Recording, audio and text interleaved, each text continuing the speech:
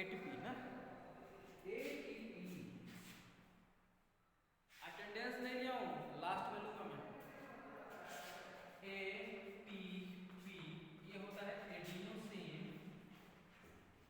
Inosine try phosphate. ठीक है, adenosine triphosphate, ये मॉलिक्यूल का नाम है, एडिनोसिन ट्राइफॉस्फेट। ठीक है, तो होता क्या है कि एक होता है एडिनोसिन सर डाई। आपका आवाज नहीं आ रहा है, बहुत धीमा आ रहा है सर। धीमा रहा है? आवाज ओके, बहुत धीमा आ रहा है। अच्छा अच्छा, बता रहा हूँ।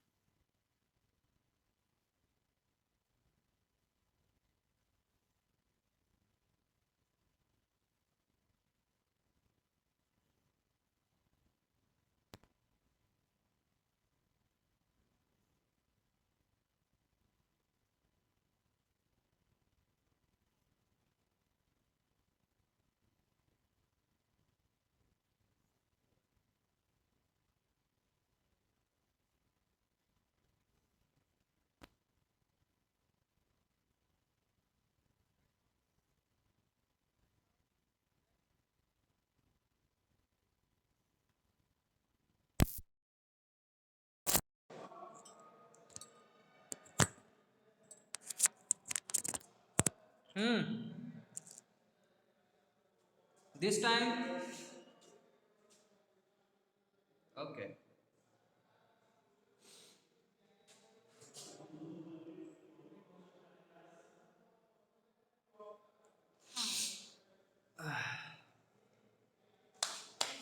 Okay, so we were discussing about ATP.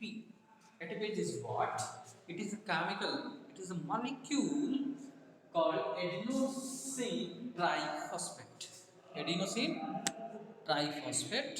Okay, actually, one another molecule is there is adenosine diphosphate. Okay, अरे क्या लिख दिया? Phosphate and adenosine monophosphate. So these are molecule. These are molecule. It is ATP. It is AMP. ठीक है? ADP, ATP, ADP, AMP.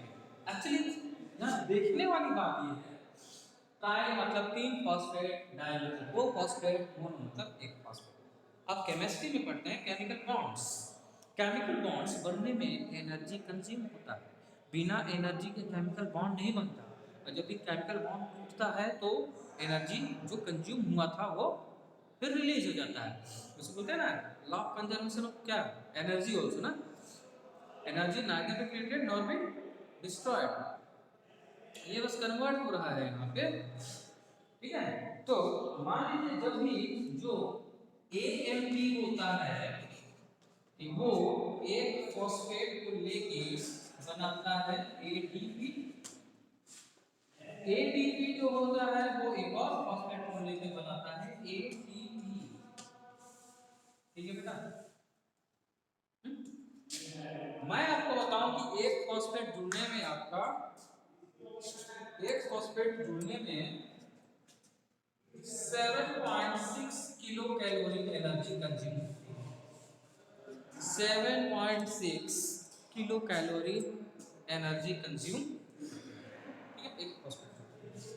Generally हम ये कहते हैं कि जब भी एक एटीपी ब्रेक डाउन होता है किस पे, एडीपी, एडीपी और फॉस्फेट में इसके साथ 7.6 किलो कैलोरी एनर्जी रिलीज होती है। ठीक है, तो एक तरह से इसको हम बोलते हैं एनर्जी करेंसी। वो एनर्जी को क्या करता है, केमिकल बॉन्ड्स के रूप में स्टोर रखता है। क्योंकि देखिए आपके बॉडी में जब रेस्पिरेशन होता है तो ब्रेकडाउन होता है, वहाँ पे बहुत एनर्जी निकलती है। वो एनर्जी किस फॉर्म में रहेगी, किसी फॉर्म पे तो रहेगी ना। तो वास्तव में उस एनर्जी से क्या तुरंत तो सारी एनर्जी खर्च होती नहीं है, तो वो एक केमिकल बना लेता है उस एनर्जी से। वो केमिकल का नाम है एटीपी, है ना। इसी, है ना, माइटोकॉन्ड्रिया में यही तो होता है, एटीपी फॉर्मेशन। ओके, चलिए नेक्स्ट क्वेश्चन, क्या बोल रहे थे अपन, RNA virus and DNA virus. Okay, चलिए ये बात तो क्लियर हो गई, है ना। ओके,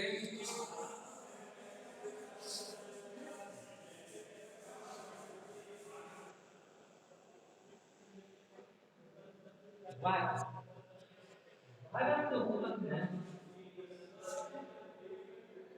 वायरस जनरली होता कैसा है, वायरस में बेसिक जो पार्ट हैं उनको हमको दो पार्ट में डिवाइड कर देते हैं। ठीक है, मतलब वायरस किसका बना हुआ है जो होता है, सीधी सी बात, वायरस में होते हैं, वायरस में होते हैं आपके प्रोटीन और genetic material, genetic material, protein और जेनेटिक मटेरियल, ये वायरस के कंपोनेंट मान लीजिए। वायरस इन्हीं दो चीज से मिलकर बना होता है। ठीक है, जो कवरिंग होता है ये क्या है, कवरिंग, कवरिंग इससे कवर्ड होता है कौन, ये जेनेटिक मटेरियल। ठीक है, अब ये जेनेटिक मटेरियल दो टाइप का हो सकता है, ये डीएनए हो सकता है और ये आरएनए हो सकता है। सॉरी वहां पे शायद कट रहा है, इधर बात, ये डीएनए हो सकता है और आरएनए हो सकता है। डीएनए का मतलब होता है डीऑक्सीराइबोन्यूक्लिक एसिड, क्या होता है, D oxy ribo nucleic acid, और आरएनए का मतलब होता है राइबो न्यूक्लिक एसिड। ठीक है, तो जो जेनेटिक मटेरियल है जो न्यूक्लियस के अंदर होता है, जनरल हम आप क्या पढ़े हैं, न्यूक्लियस के अंदर क्या होता है, जेनेटिक मटेरियल क्रोमेटिन होता है, उसी को लोग क्रोमोसोम भी बोलते हैं। आपका क्वेश्चन देख लीजिए, क्रोमोसोम भी बोलते हैं। वास्तव में उसके अंदर भी क्या है, मेन जेनेटिक मटेरियल वो क्या है, डीएनए या आरएनए। अगर आपके बॉडी की बात कर रहे हैं तो हमारे बॉडी में डीएनए जेनेटिक मटेरियल होता है, ये वाला होता है। ठीक है, ये डबल हेलिकल होता है और ये सिंगल हेलिकल होता है। सिंगल हेलिक्स दो थ्रेड आपस में सिंगल थ्रेड होता है। ठीक है, yes, DNA and RNA are nucleic acids, S negative का जो बिहेवियर है वो क्या है, नेगेटिव, नेगेटिवली चार्ज। ठीक है, प्रोटीन नेगेटिवली चार्ज होता है। वास्तव में डीएनए आरएनए प्रोटीन्स भी जुड़े हुए हैं ना, स्ट्रॉन्ग प्रोटीन्स पाए जाते हैं उसमें। ठीक है, प्रोटीन नेचर जो होता है नेगेटिव। चलो, तो अभी सारे के सारे प्रोटीन किससे बने हैं, एमिनो एसिड से बने हैं। ठीक है, तो एसिडिक बिहेवियर। चलिए अब मैं बताने जा रहा हूँ, एक्चुअली मैं बता क्या रहा हूँ, यस जेनेटिक मटेरियल, हमारा जेनेटिक मटेरियल डीएनए। ऑलमोस्ट जितना भी आप देख रहे हैं प्लांट एनिमल ये सब डीएनए वाले हैं। ठीक है, लेकिन कुछ वायरस ऐसे हैं, बैक्टीरिया में भी डीएनए, लेकिन कुछ वायरस ऐसे होते हैं जिनका जो जेनेटिक मटेरियल है, प्रोटीन तो होता ही होता है उसमें, है ना, और उसका जो जेनेटिक मटेरियल है वो क्या है, आरएनए भी होता है। मैं सिंपली आपको एक बताने की कोशिश कर रहा हूँ। फैज, बैक्टीरियोफेज, वो भी एक वायरस है ना, फेज वायरस होते हैं। जैसे हम बैक्टीरियोफेज की बात करते हैं, बैक्टीरियोफेज। ठीक है, बैक्टीरियोफेज जनरली ऐसे बना होता है ना, ये बैक्टीरिया को इन्फेक्ट कर देता है। ठीक है, यहाँ पे इसका क्या है, न्यूक्लिक, ये वाला सब जो है प्रोटीन, इसी को कैप्सिड बोलते हैं, कैप्सिड। और ये इसका क्या है, जेनेटिक मटेरियल है। ये इसका जेनेटिक मटेरियल है, ठीक है। अब यहाँ डीएनए कर लीजिए। कई ऐसे वायरस हैं जैसे टीएमवी वायरस, वो आपको ऐसे ऐसे मिलता है, ऐसे ऐसे चारों ओर से ऐसे ऐसे, ये पूरा कवर्ड होगा ऐसे ऐसे, तो बैकोमोजेन वायरस बोलते हैं, है ना। ये प्रोटीन के मोनोमर से लगे हुए हैं, ये प्रोटीन्स, ठीक है। ये पूरा ऐसे है, ठीक है। इसी के अंदर क्या है, इसी के अंदर आपको मिल जाएगा इसका आरएनए, आरएनए, आरएनए इसका जेनेटिक मटेरियल है। जैसे कोरोना वायरस, कोरोना वायरस आपका टीवी में कैसे दिखाता है, कोरोना वायरस आपका टीवी में दिखा दिया, सब गोल्स आ गया, ठीक है, गोल्स आ गया, यहाँ पे ऐसे ऐसे दिखा देता है ना।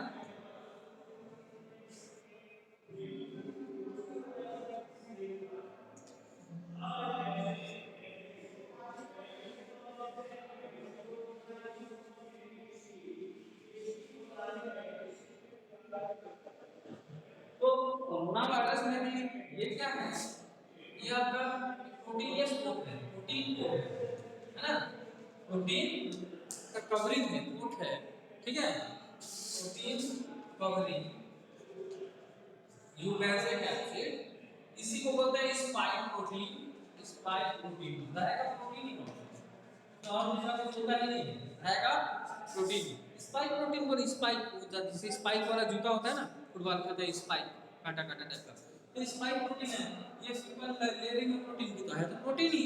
अब इसके अंदर जो मटेरियल क्या है, जेनेटिक मटेरियल, ये है बेटा आरएनए, आरएनए, यही तो प्रॉब्लम है। डीएनए ज्यादा स्टेबल मॉलिक्यूल है, डीएनए स्टेबल मॉलिक्यूल है, उसमें जल्दी चेंजेस नहीं आते, लेकिन आरएनए जो है बहुत अनस्टेबल मॉलिक्यूल है, इसमें जल्दी जल्दी चेंजेस आ जाता है।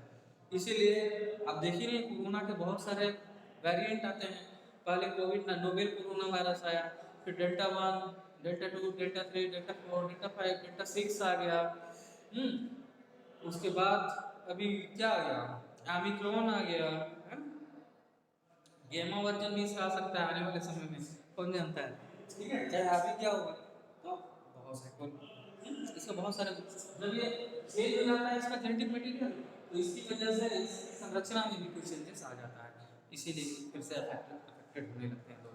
So it's a big problem. HIV भी जो होता है आरएनए वायरस होता है, हेपेटाइटिस बी जो है आई थिंक आरएनए वायरस ही है, ठीक है, तो जिसका जेनेटिक मटेरियल आरएनए होगा वायरस, किसी को रिट्रो वायरस बोलते हैं, जैसे वायरस जिसका जेनेटिक मटेरियल आरएनए होता है उसको हम बोलते हैं रिट्रो वायरस। ओके, मुझे लगता है कि अब क्लियर हो गया होगा आप लोग का क्वेश्चन। अब आगे जो क्वेश्चन है वो पूछो प्लीज, मैसेज करो, आपकी आवाज भी सुनाई नहीं देगी, बस मैसेज पढ़ पाऊंगा।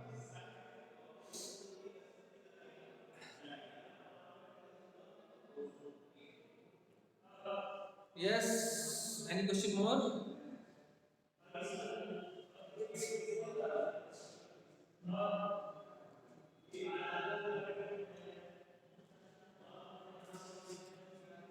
Okay, Omkar Sani, you got your answer. Okay, thank you. Anyone? Any more question? Any question from your side?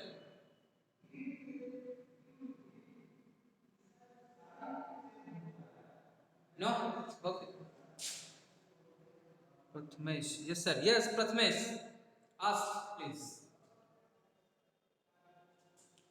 Understood. Okay. चलिए, I hope so. Now, we were discussing about the water pollution in our previous classes yesterday. Right? Some of those are remaining to discuss here. So, topic water pollution and their type. Okay. देखिए, जब भी water pollution की बात की type आती है, water pollution अगर हम बात करें वाटर पॉल्यूशन, पॉल्यूशन वर्ड आता है तो सीधी सीधी बात क्या है, डिस्टर्बेंस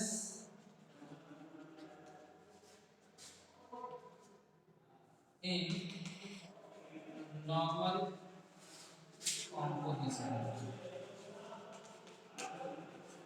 डिस्टर्बेंस इन्वायरमेंट, चाहे वाटर हो, चाहे एयर हो, चाहे सॉइल हो, चाहे कोई भी चीज़ का पॉल्यूशन हो, उसका जो नॉर्मल कॉम्पोजिशन है उसमें डिस्टर्बेंस हो जाता है।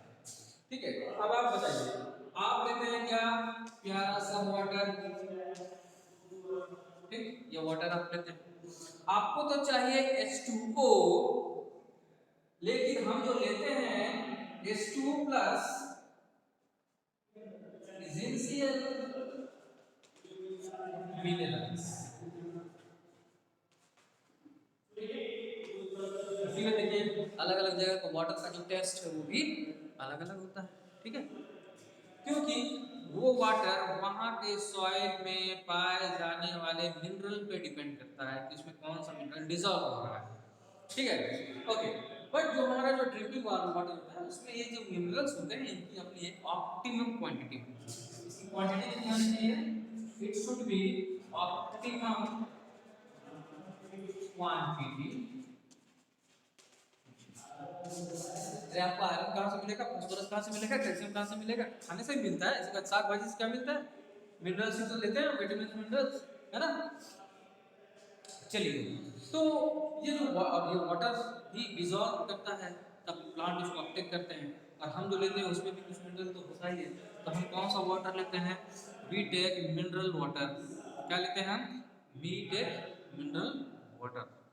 आपको लगता है कभी वाटर प्योर हो सकता है क्या, नेवर। वाटर प्योर तो हो ही सकता है, बट हम जो लेते हैं प्योर वाटर थोड़े लेते हैं, हम मिनरल वाटर लेते हैं, उसके एसेंशियल मिनरल्स डिसॉल्व हैं। ठीक है, और ये हमारे हेल्थ के लिए जरूरी है क्योंकि बहुत सारे मिनरल हमको चाहिए। लेकिन ये जो ऑप्टिमम क्वांटिटी है, जब ये डिस्टर्ब हो जाए तब हम उसको क्या बोलेंगे, वाटर क्वालिटी।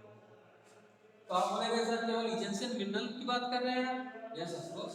अब इसमें मान लो कोई ऑर्गेनिक मैटर आ गया, ऑर्गेनिक मैटर, कोई भी ऑर्गेनिक मैटर है, ये हमारे लिए वाटर पॉल्यूटेड हो गया। अगर ऑर्गेनिक मैटर नहीं है, अगर इसकी क्वांटिटी बढ़ गई है तो भी ये अच्छा पानी नहीं माना जाएगा। ठीक है, तो बेसिकली जो हम बात कर रहे हैं बाय नेचर इन नेचर जो ऑलरेडी अवेलेबल है उसको तो कुछ कर नहीं सकते, वो सब ठीक ही है, पोर्टेबल। ये जो चीज है ये हम अलग से डाल रहे हैं वाटर, साथ ही साथ कुछ केमिकल, है ना, जिसको हम बोल सकते हैं अनडिजायर्ड केमिकल्स।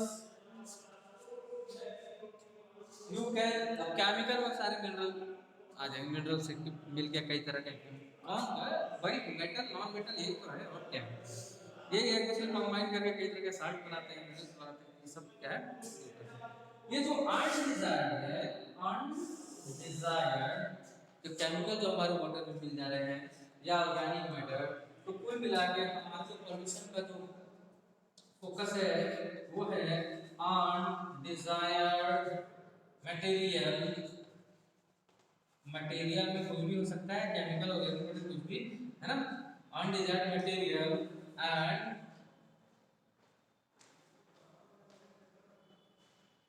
बस इतना ही पढ़ा, undesired addition of undesired material in potable water, or the water that we use is water pollution, और ये इसकी वजह से हो रहा है केमिकल्स जो हम डाल, मान लीजिए एक्स्ट्रा केमिकल्स है जो हम किसी it is possible to get pure water, yes of course you can go through the distillation, okay, just boil the water, collect the vapor and just condense it, you got the distilled water. In our laboratory, it is present 10 to 15 liters distilled water we have, DEM water, demineral water. It is a demineral water. Okay. You can, yes, you can get pure water. Okay. If you left exposed some gases, oxygen may dissolve in the water, carbon dioxide may dissolve in the water. Okay, so many different conditions are there. Suppose if you have the pure H2O and you expose the water in atmosphere, some of the quantity of oxygen get dissolved in your water. So what to be considered, is it pure or mixture? Think about it. One more question comes. Please wait. Chat 16. Can pathogen or microorganism can be considered as undesirable material causing? Yes, of course. Why not, dear? Why not? Basically, we considering here organic matter just because of it, the organic matter present. Definitely, some microbes also be there. Okay, and they could be hazardous for our health, especially pathogenic microbes. तो वो हो सकता है ना। तो ये water pollution के बारे में हम बात कर रहे थे। मान लीजिए कोई एलिमेंट ही कोई कंपाउंड यूरिया ही डाल रहे हो खास जो जो पेस्टिसाइड्स इंसेक्टिसाइड्स वगैरह यूज कर रहे हैं, डीडीटीज वगैरह यूज कर रहे हैं, ये भी जाके वहाँ पे मिल रहा है तो फिर हमको नहीं है। ठीक है, तो मैं पहले बोला अनडिजायरेबल अंड जो हम नहीं चाहते वो अगर जिस चीज में मिल गया तो वो पॉल्यूशन हो गया, चाहे एयर हो वाटर हो सॉइल हो, so it's very clear to you all, I think. Next question please. I do. We were discussing about the eutrophication in last class. Eutrophication is what the nutrient we use for the plant, basically in the form of fertilizers. They run off during the rainy seasons to the ponds, whatever the water bodies. Okay.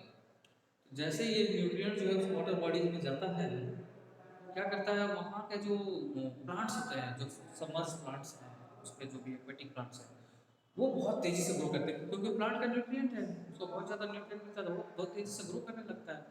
और ज़्यादा हो जाने की वजह से वो क्या dissolve oxygen ज़्यादा लेने लगता है वाटर बॉडी से, और फिर उसमें जो रहने वाले जो एनिमल्स हैं वो एनिमल्स को ऑक्सीजन कैपेबिलिटी कम हो जाती है, जिससे वो धीरे धीरे डेड करने लगते हैं।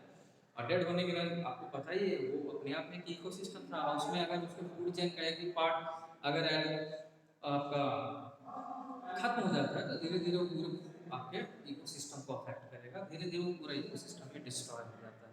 ठीक है, कहने का मतलब तालाब एक दिन ऐसा आएगा कि खत्म बर्बाद खत्म हो जाएगा। ठीक है, चलो और बताओ। आप देखते हैं ना एक पानी का सड़ना, तालाब का पानी सड़ता है क्या?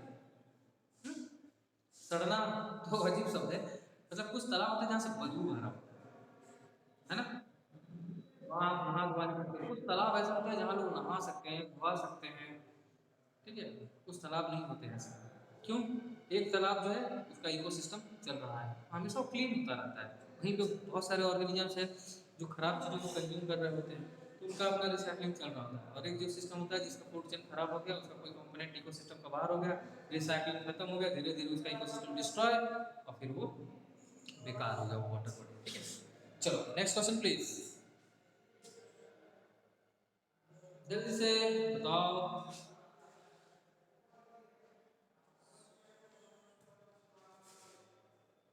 अभी अटेंडेंस लिया नहीं हूं मैं। जल्दी बताओ नेक्स्ट क्वेश्चन। अभी तक शिवांश द्विवेदी वेटिंग, अभी क्यों आ रहे हो बेटा? अभी तो खेल खत्म हो रहा है यहाँ पे। तो वाटर का भी ऑलमोस्ट चीज हम लोग डिस्कस कर चुके हैं। टाइप ऑफ पॉल्यूशन की बात है तो टाइप ऑफ पॉल्यूशन आपको बायोलॉजिकल हो सकता है, केमिकल हो सकता है, बाय ह्यूमन बीइंग हो सकता है, इंडस्ट्रियल हो सकता है, बहुत सारा बेटा आप खुद कैटेगराइज कर सकते हैं। इंडस्ट्रियल पॉल्यूशन में क्या होगा, जो इंडस्ट्रियल एफ्लुएंट्स जो हम वाटर में जो डिस्चार्ज करते हैं वो इंडस्ट्रियल पॉल्यूशन हो गया। ह्यूमन एक्टिविटी से होता है, ह्यूमन एक्टिविटी जो सीवरेज वगैरह है, सीवरेज हम उसमें डायरेक्ट डिस्चार्ज कर देते हैं, ह्यूमन की वजह से हो गया है ना। केमिकल पॉल्यूशन हो सकता है, ह्यूमन के थ्रू ही हो रहा है ना। जो खेतों से जो पानी बह के जा रहा है, अगर हम ज़्यादा क्वांटिटी में हम केमिकल्स फर्टिलाइजर्स है इंसेक्टिसाइड यूज कर रहे हैं, वो भी कहीं ना कहीं बहते हुए वाटर बॉडीज में जाके मिलता है, उससे हो सकता है। ठीक है, what is the thermal pollution? Thermal pollution water के केस में, थर्मल पॉल्यूशन तो बड़ा वर्ड हो गया।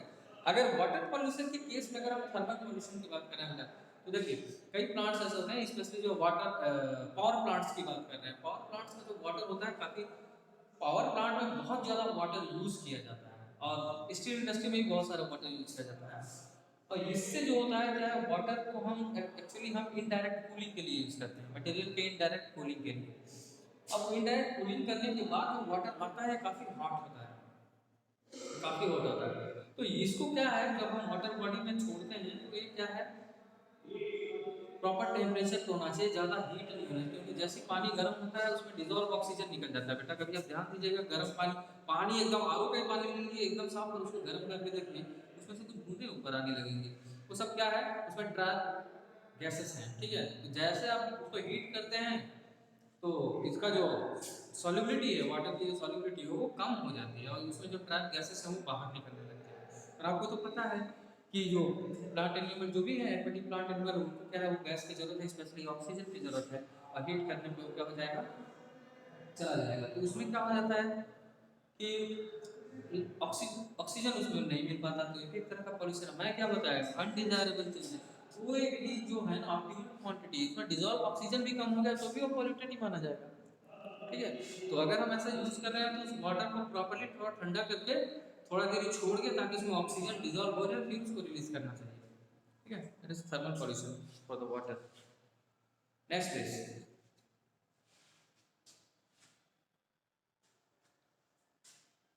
और ज़्यादा हीट हो जाएगा तभी मछली उछली को दिक्कत होगा। सबका टेम्परेचर, पीएच, डिजॉल्व ऑक्सीजन, ये सब बहुत मायने रखता है। और बताओ, नेक्स्ट क्वेश्चन प्लीज, ज़्यादा टाइम बचा है, क्विक क्विक क्विक, जल्दी जल्दी पूछो।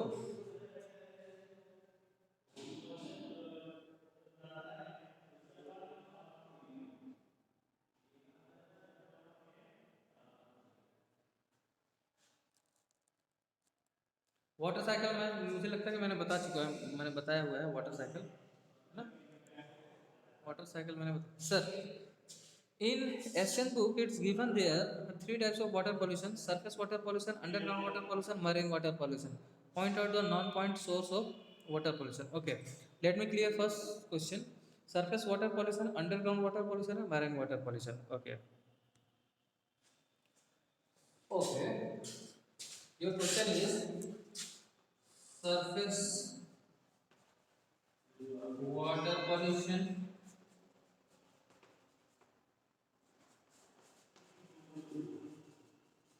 underground water pollution, and third one marine water pollution.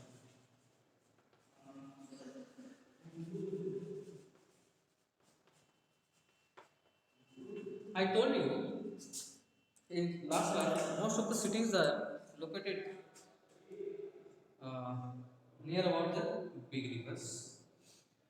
Same as the big cities also. So many big cities, suppose Mumbai, you can consider, Chennai, consider.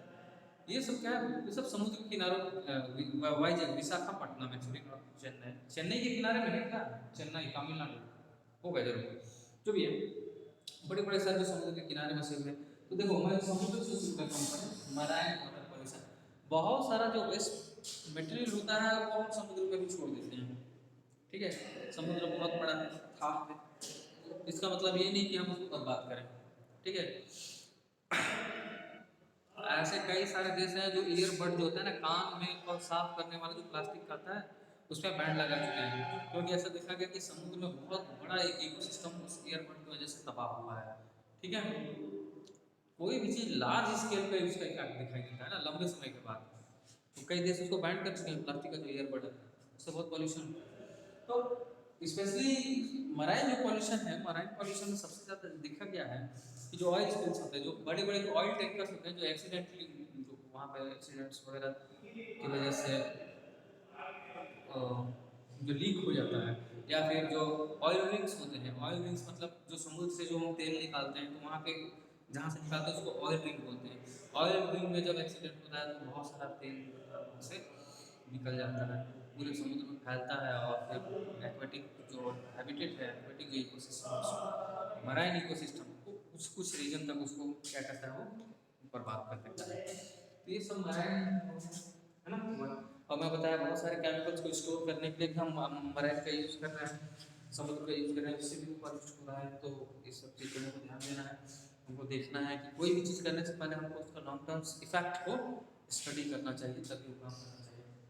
Underground water की बात है, तो underground water को देखिए, होता क्या है कि जब बहुत ज़्यादा जब डिफॉरेस्टेशन होता है, जो पेड़ होते हैं ना, पेड़ पेड़ पौधे क्या करते हैं, मिनरल्स को लेते रहते हैं, रिसाइकिल करते रहते हैं, सब कुछ रिसाइकिल, सॉइल और प्लांट के थ्रू हर चीज़ रिसाइकिल हो रहा होता है। लेकिन उसमें से जब पेड़ कट जाते हैं तो बहुत सारे मिनरल जो है डिपॉजिट ही रह जाते हैं और वो वाटर में मिलते रहते हैं, जिसकी वजह से आप देख खत्म हो गया।